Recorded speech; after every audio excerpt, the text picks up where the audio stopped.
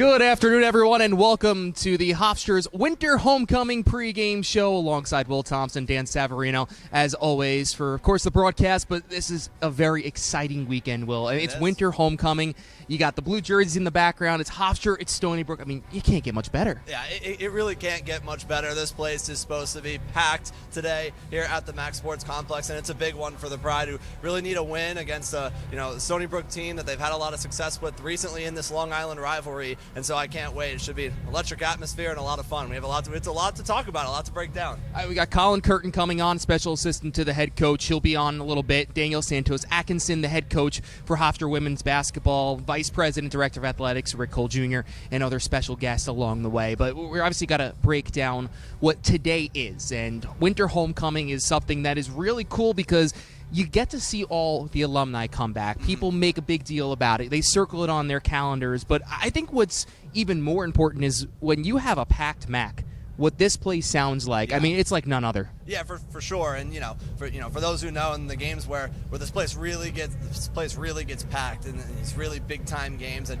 certainly fortunate that these teams have had a lot of success in recent years to have had those atmospheres, and it's unlike any other. I mean, thinking back to other packed games where when Rick Pitino comes to town in Iona. Yep, absolutely. Certainly Tyler Thomas's buzzer beater last year against Stony Brook. It's a lot of fun, so I can't wait to see it. Hopefully there's another getting to write another chapter today. Well, someone who has been here for a number of years now as the head coach. She was an assistant coach here prior.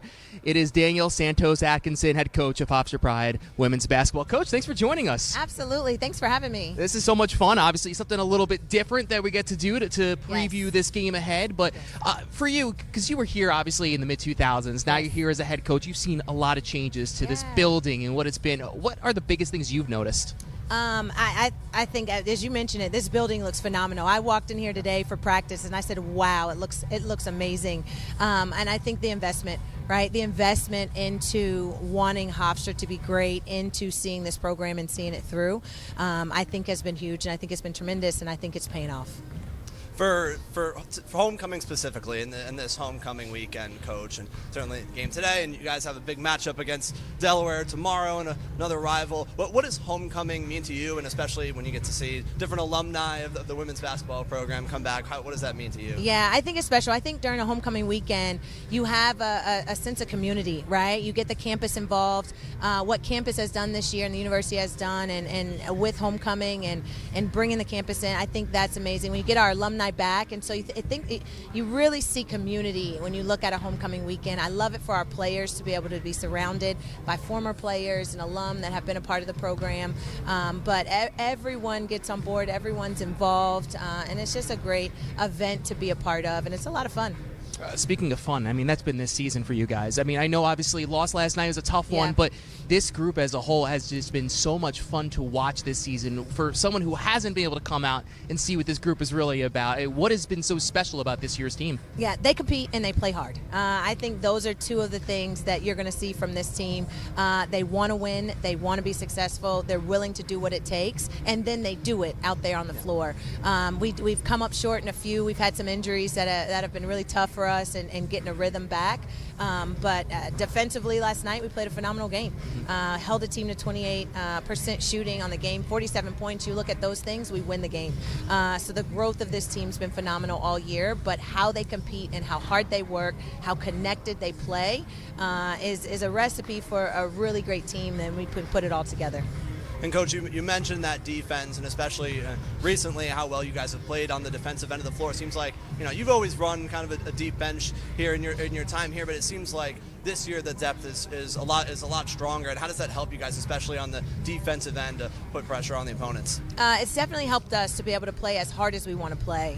When you play that hard at times and people feel as though they've got to go that long haul, they can play a bit reserved. To understand and know that we've got people coming in that's going to either maintain our level or raise our level, it puts you out there to be able to play that much harder. And so I think this team has done a great job, especially on that defensive end of the floor. We're forcing people into tough shots. Our field goal percentage, defensive percentage is really is up there in the conference. We've done a great job of holding teams that would normally score a lot of points to fewer points than their average. So defensively, we've done a great job. Offensively, continuing to grow to get where we want to be. now that we've got every back on the court. You're going to laugh at this. I've known you, 6 years now, and I never knew that Krista Kilburn-Stavesky was your head coach in high school. Yeah. I think it's even funnier because Stephen Gorchow brought it up, and he's like, you didn't know this? And I'm like, no, I honestly did not know this after all the years being with Krista when I was here as a student. Yeah. But you bringing in Chloe Sterling. Let's make another connection now, right? Hometown kid from your hometown. How did that come about to bring in your leading scorer? Yes, Chloe is phenomenal. At a time when she was coming out of high school, people were telling us about her. Of course, all my people back home were like, you gotta, and we just didn't have the scholarship at that time for her position. But when it came about again, I said, okay, I'm not gonna miss this boat a second time. And so I love being able to bring people back home. We also have Amber Reeves on our staff that's also from back home. So just being able to have that, but Chloe's a phenomenal kid. She's just a great person and player. But to be able to bring that little piece of home, I think has been really fun and exciting. And Coach, you guys certainly this year with your transfer portal ads have had a lot of success with those portal ads. But what about the freshmen as well? In particular, Lene Corbett. Yeah. So injured for a little bit, starting to get her back going for the stretch run. How did that come about? And how did you know that not only was she going to be a great fit for this program, but hey, this is someone that could make a real immediate impact for us right away. Yeah, watching Lene in high school, she played hard. She comes from a high school that has a lot of great players on her team. There's a lot of players that have graduated from that program and gone on to play at all levels, nationally ranked in the country. And so to be in that environment every day, it's competitive. And she has brought that to our program, but how competitive they were in high school, how she competed in high school, the success that they had. When you have players like that, they have a desire for that. They want that. They want to continue to win. She's come into our program, and she's worked really, really hard. And to have a freshman for that long stretch prior to her getting hurt, she worked extremely hard, right? And every single day to have a freshman with that type of consistency is tough. She's still a freshman, right? And so she still has her freshman ways. But when it comes to basketball, she wants it, and she wants to be great. She wants this team to be successful, and she's willing to give her all to make that happen. Some players you've had that have really established this core. Janaea Fargo, who's been here 3 years. Zahima Swint, who has been here for 5. Yes. The list kind of goes on. Emma Von Essen, of course, too, and her recruit 3 years ago. How do you think those three in particular have continued to establish this culture that you've built? Yeah, I think it's been great, and they've not only helped establish it and brought it along, they want it to be good, right? They want to be a part of a team where that culture can breed success, where it's a culture where everyone has each other's back, we're taking care of each other, we're working hard and competing every single day. They want that. And so they not only emulate that, but they hold everybody accountable to bringing that same type of presence.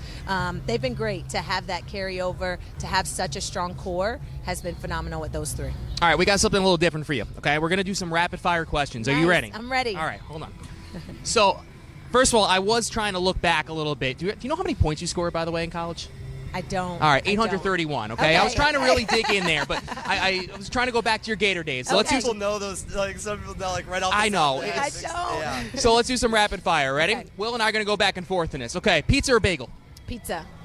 Favorite basketball player of all time? Oh, Michael Jordan. Jordan. Very fair. Okay, ready? NASA or Suffolk? NASA. Good answer. Blue and gold or red and white? Oh, that's a tough one. Red's one of my favorite colors, but how can I not say blue and gold? Of course, you have to. All right, funniest player on the team?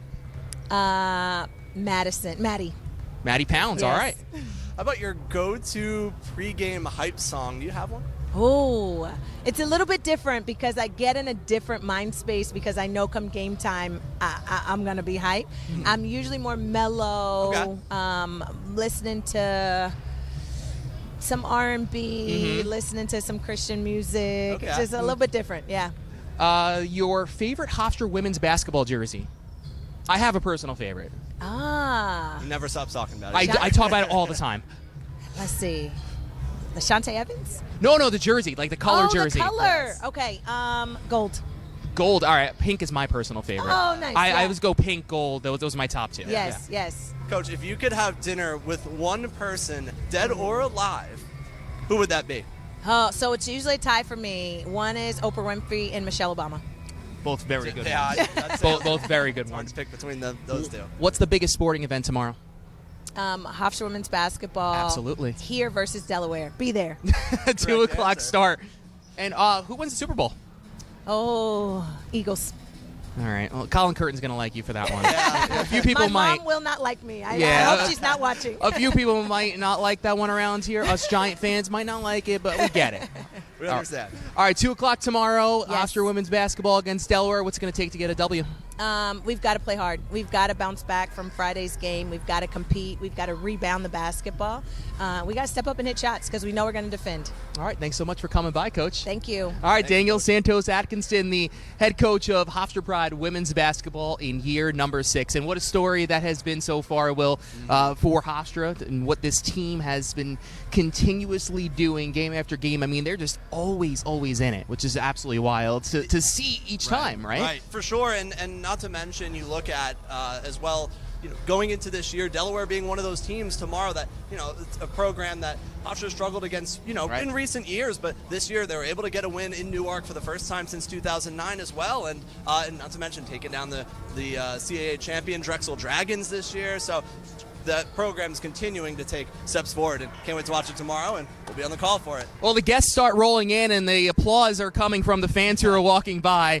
It is the special assistant to the head coach, Colin Curtin, and someone who has been here a very long time. I mean, time flies. You're having fun, right? Yeah, it's the truth. I think this is year 11 or 12. I lose count, but, if someone would have told me when I first got here that I'd be here for 12 years, I'd say they're crazy, but it's a wonderful place. It flies by. A lot of great players, a lot of great wins, so let's keep it going, Something I just asked Coach before, and it's kind of similar for you too, right? You've been here a while now. You've seen the changes and the growth that has come from just the university, the program itself. What are the biggest things you've noticed? Well, it starts with leadership, right? When you have an AD in place and a president that really care about athletics, it's usually how your athletics program is so successful, right? So, they lead it from their standpoint, and then, they give us all the resources that we need to be successful. And I think, you look at the entire time that, I've been here and Speedy's been here, we've been really successful, right? And it's no secret why, right? But it really starts at the top, and Rick Cole and Dr. Poser are unbelievable stewards of the university, and they're the reason why we win. So it's always great to have a great AD and a great president that really care about athletics. So with homecoming today, CC, and a big crowd expected, a big game. Number one, what excites you the most about homecoming? And number two, do you have a favorite? You've been here for a while. You've seen some big games here with some packed crowds. Do you have a favorite packed MAC memory? And it could be however long back you want to go, but you have a favorite packed MAC memory. Yeah. They all run together. There's so many great wins. I'll start with today. It just has that big game feel, right? You walk into the MAC and you got shirts on every seat, right? And it feels like, you're in Oklahoma City because they, it's like that the arena. They all, all that kind of stuff. So it's got that big game feel, and obviously Stony Brook's always, it's fitting. It's on Super Bowl weekend. This is both our Super Bowls, right? But like favorite MAC game here, there's so many. Justin Wright Foreman, the half-court buzzer beater to beat Northeastern was unbelievable. He scores 48 against William & Mary in the building, which was unbelievable. Wanya Green had a buzzer beater against Elon. So there's so many that come to mind. It's hard to pick one, but anytime there's atmosphere in this building, there's usually something special that happens, and that's what gets you the most excited. Let's talk about this group itself. Obviously, a tough loss on Thursday, but, it's pretty much a brand new team for people who don't know. Bringing in someone like Gene Arngern, who you recruited even back when he was in high school, where have you just seen his growth over time that he's been in the Pride uniform? Yeah, as players get older, you see them as they're high school kids, and then they get 1, 2, 3, 4 years in experience, right? And his jump from his high school senior year to where he is now is unbelievable, right? And it's a credit to him. He works really hard, right? Every day he's in the gym. There's no secret, right? All the great players, they work the hardest, and the fruits of their labor come to fruition, right, when they play. So, unbelievable player, and it is a new team, right? And a lot of these guys are playing in positions that they've never played before, right? Gene was a good player at Iona. He wasn't the best player, right? Cruz was a good player at St. John's. He wasn't a role player, right? So a lot of these guys are in positions that they've never been before, right? they're finally starting to feel comfortable in these positions. And we're hoping with the rest of this month of February that we can kind of get on a roll here and start playing our best basketball, which I think we're very capable of doing, and start feeling good about as we head into March. And with Cruz Davis specifically, he's a guy had a great start to the season. Transferred in from St. John's. Struggled a little bit here at the start of conference play, but really in his last 5 games, he's picked it up big time, averaging over 17 points per game in those 5 games. You see him all the time in practice and workouts as well. What is that jump from him? How does that take in? How has he done that? I think he's fit this role perfectly, right? For as long as I've been here, we've had a guard that could really go, right? Whether it's Wanye or Aaron Estrada or DeJour Bowie or Tyler Thomas, he's kind of been that player for us, right?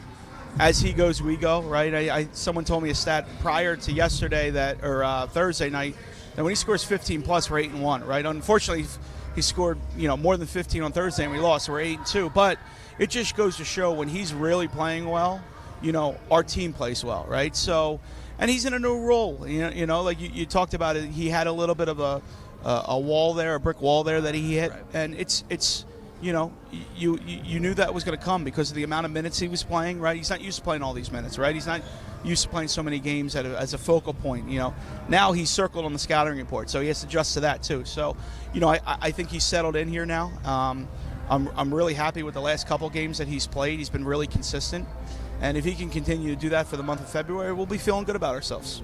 When you and Speedy first started with Joe Mihalik's staff, again, like you said, 12 years ago, which is crazy to think, you guys are always about culture. That was a big piece of this. And 2 guys that you bring back in the portal world that are all about culture, German Plotnikov, Khalil Farmer, both having really important roles this season. How do you see those 2 elevating this team with the culture? Yeah, it's hard. The world of college athletics, as we are in it today, it's hard to use the word culture because you have 8 and 9 kids new every year, right? So you really have to rely on those role players, those deep role players, to really kind of carry your message to the rest of the locker room, right? And it takes time, right? It takes a lot of time, and we were fortunate last year to have guys like D Stone and JC and Tyler who were around 2 and 3 years, where they already knew what we were talking about, and they were able to get new guys like Fritzy, accustomed to how we run things around here, right? It's taken a little bit longer. We jumped out to a great 8-3 start in the first 11, and we're still learning about these guys, right? And we've been playing different guys. We've been seeing what guys fit, here and there. So, as much as they're learning about us, we're still learning about them. And it's crazy to say as we sit here in February, but it's not only Hofstra. It's everywhere in Division I, right? Mm-hmm. So it's the teams that learn their team the fastest and can get them playing their best basketball. Those are the teams that will have a chance in March. And I keep saying it. I believe we're going to get there. So I know certainly Stony Brook, the opponent today, is another team that certainly had a lot of success last year and had to build up, had to really start a lot of their roster again. Kind of what do you see from them, and what is it going to take to get a big win here today? Yeah, it's funny. Everyone says, look at their record, they're 1-10. You can look at it 2 ways, right? One, that they're in last place, but in my opinion, we can't let them be the most desperate team today. We need to play with that urgency, right? It's always a big game. It doesn't matter if they're 1-10 and we're 10-1. It's one of those games you just throw the records out the window because anything can happen, right? There's been times where we're really good and they're really good, or we're bad and they're really good, and the results you think that are going to happen usually don't happen, right? Yeah. So in a rivalry game, you have to throw everything out the window. You have to play the game, the right way. One of the big things is that we harped on these last 2 days is respect, right? You got to respect the opponent. You can't simply just sit there and say, hey, they're 1-10, all we have to do is show up, because that's what gets you beat. It gets you beat. So, we have to play our brand of basketball and go out there and hopefully feed off of this atmosphere and hopefully get a good result today. We know you're a wealth of knowledge, so ready? I came up with some trivia questions for you. Yeah. Are you ready for this? This is during your tenure here. Okay. All right. First one. Season opener, first game on Hofstra staff, November 9th, 2013. You faced Monmouth here at the MAC. Yeah. Who was in the starting 5? It was Zeke Upshaw. Yes. Dion Nesmith. Yep. Jamal Robinson. Yep. Musa Kone. Yep. And Chris Jenkins. No, not Chris Jenkins, but he did have a big game. He had a big. He scored a lot that game. He did. Who was the 5th starter? You want to tell you? You want to take it? Jordan Allen. Jordan Allen, J.O. Oh, man. Who is always around. You always see J.O. Yeah, so. he's you know what, he came to a bunch of games now. Yeah. He's the best. But yeah, how about that? I knew Chris Chris Jenkins had a big game. I think he had like 15 or 18 off points. the bench. Yes. And he was a freshman. Yep. Yeah. Wow, man. How about those? A lot of good players. I mean, Musa was terrific. Zeke was he had as good of 1 year stint here as anybody. Yeah. But yeah, wow. How about that? Yeah. How about that? So certainly, I'm sure one of your highlights, if not the main highlight of your tenure here, the CAA title game win in 2020 over Northeastern. So you guys trailed by 5 at the half, but who had an individual 6-0 run in that second half to take the lead by 4 with about 6 minutes left? That lead that you guys never relinquished. It was Jalen Ray, right? Yes, it was. Yeah. He had 2 threes almost back to back right in front of our bench. Yep. And if I remember the play, I think we short rolled Isaac Conti and he threw it to him right in front of our bench, and I can still see it. You're made perfect two for this. right three. Yeah, I can remember it like it was. Man, Who it was does a this special Steve night. Kerr where he is able to give every single play? It's very similar. Yeah. All right. If I had this wealth of knowledge for academics, I'd be a Rhodes Scholar. I just can't use it for anything else other than basketball and Just sports. basketball. That's it. All right, you're a Philly guy. We Yeah. know you're an Eagles fan, blah, blah, blah, whatever. Okay. So, yes, I know.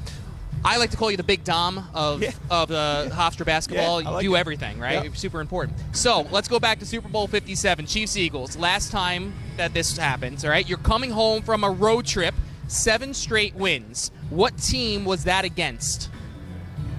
7 straight wins. Us personally, or the You Eagles? personally. You guys had 7 consecutive wins at this point. Who did you come home with from a win during that road trip? Did we beat Northeastern?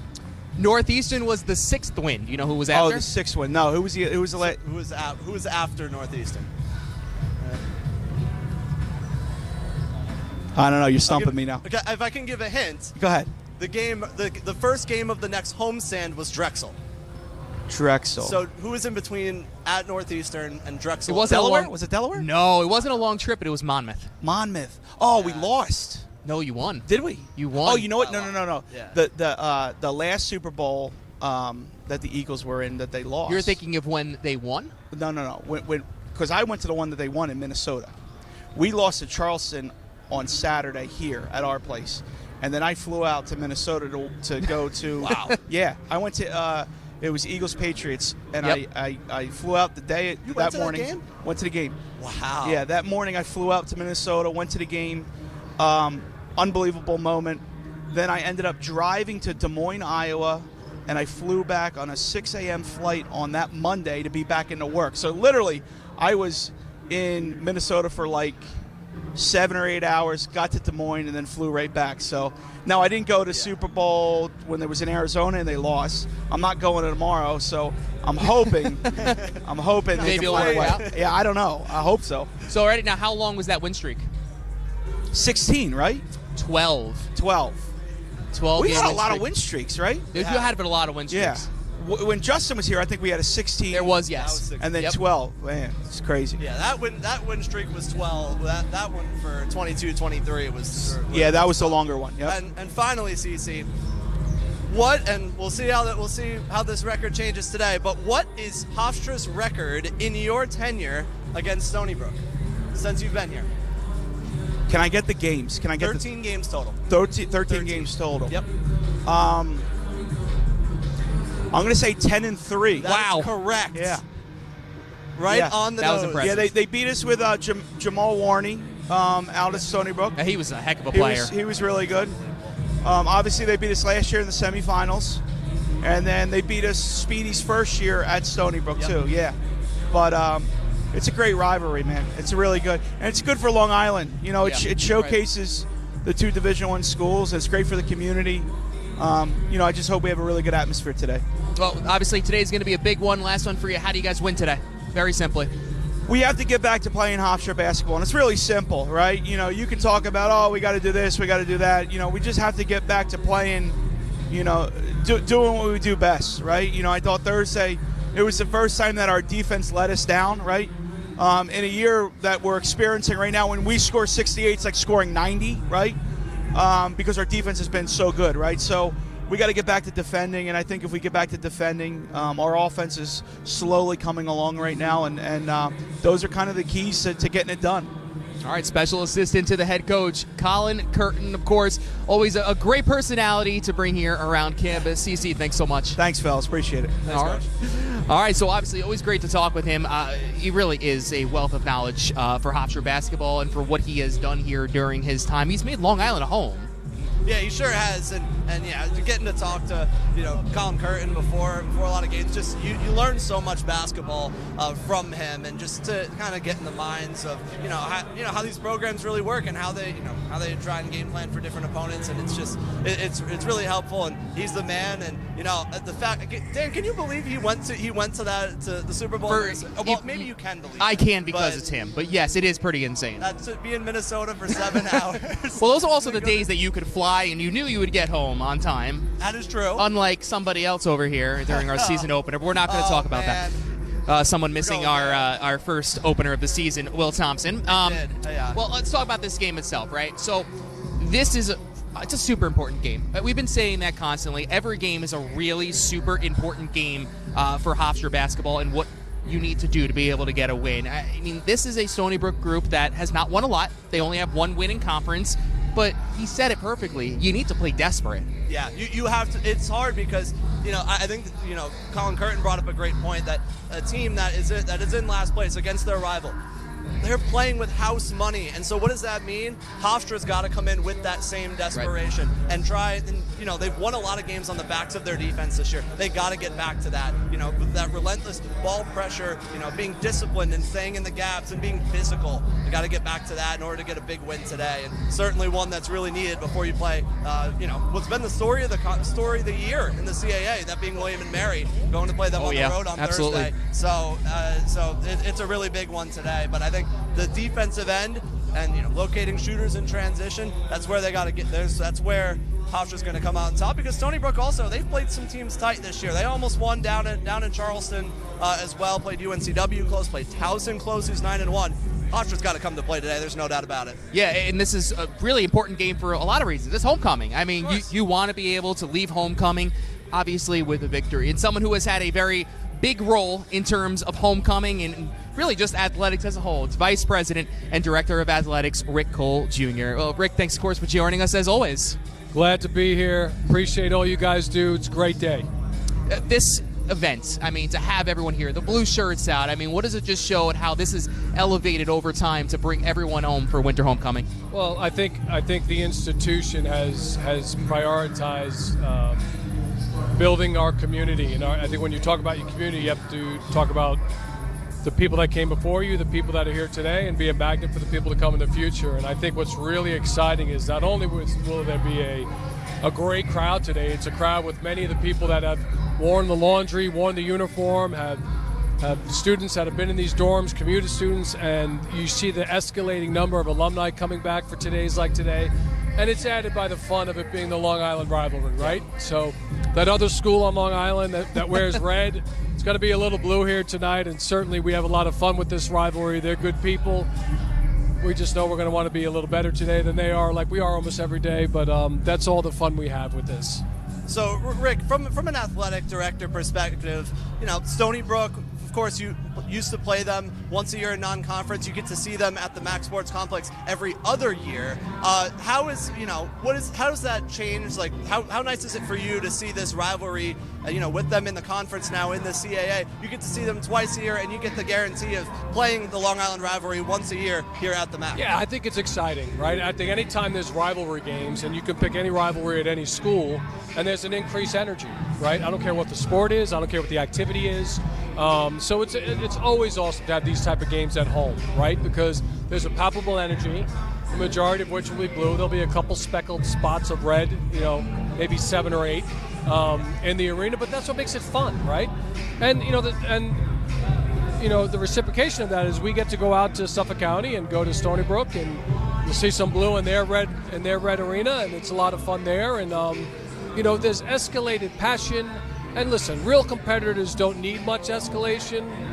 But when you have a rivalry game, there's that little bit extra. Was there something a little bit more when you saw the calendar? Let's do winter homecoming this day instead of another.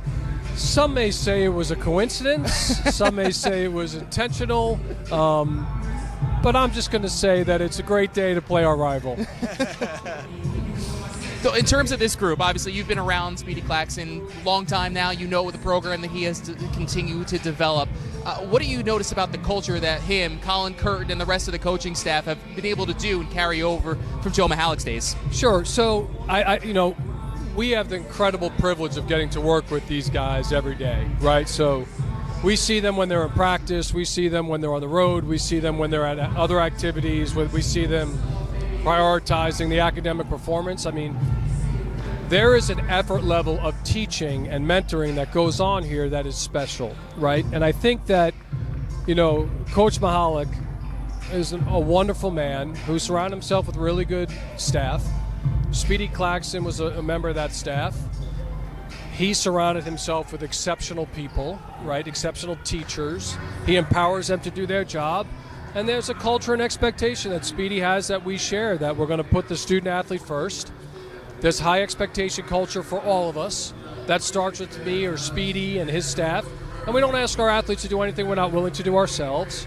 And he's constantly finding young men that are committed to each other, committed to Hofstra, but they're committed to learning and being better, right? There's a reason why nobody that shoots 1,000%, right? We're going to miss shots, we're going to make mistakes, but there's a commitment to teaching, a commitment to learning. You'll watch our staff, they're constantly teaching. When you get the privilege of watching them in their incubator of a practice facility, it's constant teaching, concentrating all year long. And there's an expectation that goes with being a basketball player here, which I'm really proud of that they continue, is that we want you to be really successful academically, whatever that means. And we want you to be successful when you're done here. And that this is a place that could be home, this is a place that could be a magnet for your success or help in the future. And you'll see that in the summer, the off months, when his players come home. When they come back from overseas, when they come back from the NBA Summer League. They come back home, they work with these guys, and they're constantly mentoring and teaching. It's a special place. I hope everybody says that about the place they work, but they create that culture. And listen, we're used to winning a whole heck of a lot of basketball games, and we are winning, and we are going to continue to win. But there's an expectation about being a part of Hofstra and Hofstra basketball that we're not going to shy away from. For sure, and whenever these two teams, Hofstra and Stony Brook, get together, it feels like it's a tight battle. For you personally, what is your favorite Hofstra-Stony Brook Long Island rivalry moment that you can remember, if you had to pick one? You see, the moments that I find special are usually the ones that nobody sees, right? And I know that sounds kind of corny. And when you look at the record in basketball specifically, it certainly leans towards the blue, the right color. But it's the moments when you see the smiles and the hugs and the pride that people take. It's that type of thing. It's the extra squeeze of the hug. It's the extra emotion that's shared. And again, we're going to have 250 to 300 just athletic alumni here today, right? That's a lot of alumni to come back. And there's a bond that they share that unless you've experienced it, you don't get it, right? And when I watch that, when I watch the people, it helps a little. That's the special moments more than the scoreboard, right? Again, I think corny expressions are born by real life experiences. So to me, we're a people business. So when I see the people that had the privilege of wearing the blue and gold, and they get excited and they reconnect and this win matters, or our players, once they get through the tunnel and are given a little more emotional celebration, those are the moments that matter to me. So we just talk obviously about culture and how important that is. And I'm going to hype up Kevin Dexter. I know he doesn't like it, which is weird for a media guy that he doesn't like being hyped up. You made a huge hire bringing him in August, and Hofstra Sports Media has continued to elevate in so many different ways. You have alumni here, behind the cameras, and what we're able to do to really promote this university going forward. I mean, how important do you think Hofstra Sports Media has been to the brand of the Hofstra Pride? So I think where that people don't understand what we've accomplished is we just say, hey, we've expanded our ability to do productions, right? And we've invested in infrastructure and we invested in staff. But it's how we did it and who we did it with, right? Because we're a people business. So we got Dean Luke over in the School of Communications, who is an absolute partner in this, a great teammate. The collaboration is awesome. We have a product of Hofstra, who, by the way, should be hyped up because the two guys that we hired are really, really, really good. But they are committed to a standard of excellence that doesn't have to be taught, right? So they have enhanced the building champions culture because championship culture is represented in everything you do, in every behavior, in your brand, and what you wear. Kevin's exceptional at what he does because that's the kind of human he is, the kind of person he is. Without Dean Luke, we're not successful. Without Dr. Poser, our president, who sees the value in the symbiotic relationship between the School of Common Athletics and the pathway that we can offer so we get great people that come through our educational system and get experiences like this. Listen, we didn't all of a sudden pick up a mic and be able to talk.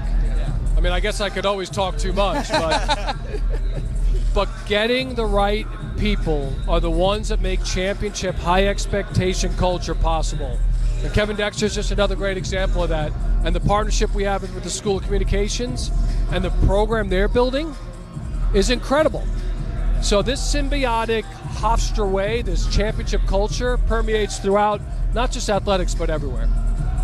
And for, certainly great points of culture, on the court, off the court, and certainly with that, the partnership with the School of Communication and the broadcasts, the quality certainly has gone up a lot this year. It's been great to be a part of as well. And so, as you look forward, certainly for February, spring sports start to get going as well, and you think about the success and the culture with the lacrosse and baseball and softball that they've had recently. What excites you the most about these seasons starting up here pretty soon for those teams?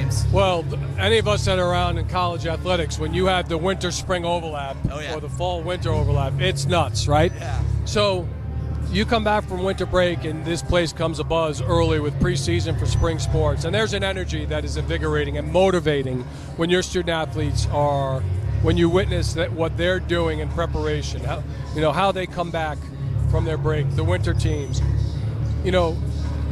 Being spring teams in the Northeast is no easy task, right? When you look at the sport of baseball and softball, they may not get outside until weekend one, right? Oh yeah. Very different, right? Very different. But what I'm excited for is every day we come to work with the obligation and responsibility to empower the next generation of student athletes at Hofstra. We owe it to them in every way because they give it right back and then some, right? What the expectation is in 2025 in higher education, intercollegiate athletics is different. It's different. So we are all faced with this evolutional challenge of remaining relevant, competitive, and positioning everyone for success. We go out and watch these guys train. We make it a point to witness their behaviors, to see what they're going through, to be reminded what our responsibility is academically, athletically, and in their life's path. But the specific question is, our coaches and student athletes expect high expectation results. So to watch them go after that every day, when we see this witness during the production, that's what the outside world sees. We see that 90 minutes to 2.5 hour production, the result of months and months of preparation in a snapshot. So I'm excited for all of it. I'm excited for the games, I'm excited for the championships, and I'm excited about how we're going to witness our student athletes succeed from the success, but rise from the challenge. Corny, but you get in there and watch those behaviors, it'll motivate anybody. Last one for you. Who wins the Super Bowl tomorrow? Are the Bills playing? Unfortunately not. That's what we were hoping for. I think the commercials are going to win big. But I'm going to go with, against some of my staff who are diehard Philadelphia Eagle enthusiasts, I think there's a culture and you see it when there is a consistency by which organizational behaviors are happening in Kansas City with the Chiefs. So, I guess I'll lean towards the Chiefs, but I do think it's anyone's game. I agree. From my staff here, I might be cheering for the Eagles. We don't want Colin to win. We're Giant fans. It doesn't work. Gotcha. All right, guys. Thanks so much. Director of Athletics Rick Cole Jr. Thanks so much, of course, as always. All right. So this game itself, right? It's you heard Rick bring up over and over again the culture that is built here and how important it is to have a culture that Speedy Claxton has had. Yeah. We don't talk about it, I guess, enough. We bring it up a little bit on the broadcast, but college basketball is changing. And wow, actually, hold on. I'm going to stop everything I'm saying because there is an unbelievable guest right now. Oh, now, you're being too kind. This is, okay, so I have known this guy a very long time. Unbelievable guest? I don't think An I'm unbelievable guest, James Parisi. I might be a surprise guest, you but are I'm a huge disappointment for everyone that was waiting, thinking somebody much more famous was coming on. I don't. No, you're famous in your own way. Okay, so if you don't know who James Parisi is, okay, he played here under two legendary coaches. He has been working here for how many years now? 20-something years. Yeah. I haven't worked the entire time, but I used to do when the scoreboard was a center scoreboard. I used to walk across the catwalk and stop moving around. Do that. Come on. I apologize. I apologize.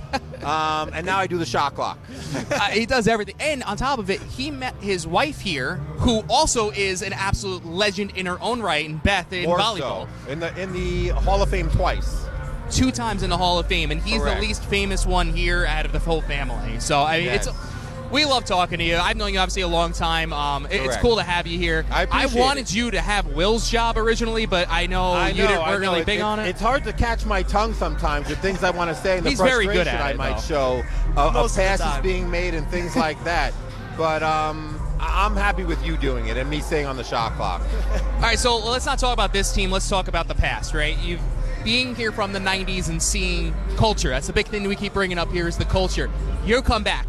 We come back as alums. Kevin comes back. Stephen Gorchov comes back. How cool do you think that is about Hofstra in general? You know what? You see it in a lot of the big-time programs where players continually come back and visit, and that's something that they build upon. And we're starting to see it more now here, which I think is a fantastic thing. I love seeing Speedy as the coach, as an alumni. I think he's really doing a great job. It's a totally different beast now, college basketball, because of being able to transfer and NIL money, and you're constantly rebuilding every year. And I think the culture has grown now. This place is fantastic. It's a good atmosphere, and it's a lot of fun. Yeah, I can't say enough about everything that's occurring around us now.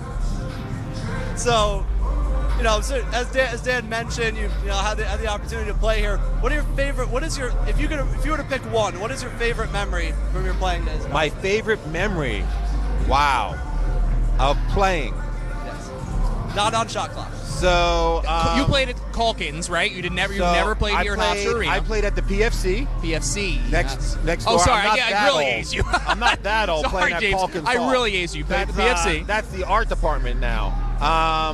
He's an art educator. That's correct. Yes. I played at the PFC. My favorite memory.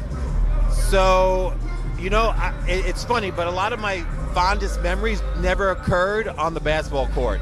There were some buzzer beaters that were memorable and things like that, but a lot of the memories you take away with you are times in the locker room, workouts, waking up at 3:30 in the morning and having to get out and run and lift and things like that. So it's just hanging out with the guys that I think that is when you graduate, you probably miss more so than the things that occur on the court. So I guess personally, though, how do you Beth meet? Through athletics, obviously? Or? So the first time I saw Beth was in the training room. And then the next time I saw her was at a local establishment down on Hempstead Turnpike. Okay. Which obviously anyone who's watching has been around. We all know. Yes. Okay. Yeah. Still pretty cool, though. It was an Irish Jewishman. You're keeping it in the Hofstra family, and that's what I think is kind of really cool about it, right? Correct. You are one of the original Hofstra family members. Yeah. So I had the opportunity to play for Butch Van Bredekoff, as you said, a legend in his own right. And then the changeover to Jay Wright, I was his first 3 years playing here. I got to play with Speedy Claxton in my senior year. So I've seen a huge growth in the program and keeping it in the family. My wife went to the NCAA tournament twice. I got to visit and travel with them once and view what that was like. I went to in 2000 when the men's basketball team had an NCAA tournament game up in Buffalo. I traveled to see that. It's been a great experience getting to view it from this side as an alumnus. People always ask, right, what was Speedy Claxton like when he first came on campus? Because we know, obviously, the legend that he is as a basketball player. So what was he like in those first practices? He didn't speak much. He wasn't very loud or vocal at all. But he deserved his nickname. And he took a bunch of hits during practice and in games. He definitely paid his dues, and everything he has gotten, he has deserved. Absolutely. He deserves all the accolades, everything that he has received, he has fought for and worked for. So you see, you come into the Max Sports Complex today, you see all the shirts, 4,000 shirts set out all around. What excites you the most about the atmosphere that we should see today, and especially atmospheres of games at the MAC that are where the atmosphere is really buzzing? So some of the like you were talking about memories. I'd love to see all these shirts on people. Filled, just have the place filled like it was during the championship games when we used to play the conference tournament and championship games at the highest seed. Those were times that this place got really loud, and not because of the music. It was people cheering. It was people banging on the bleachers and jumping up and down. The excitement was just something that couldn't be matched. So I'd love to see that happen again.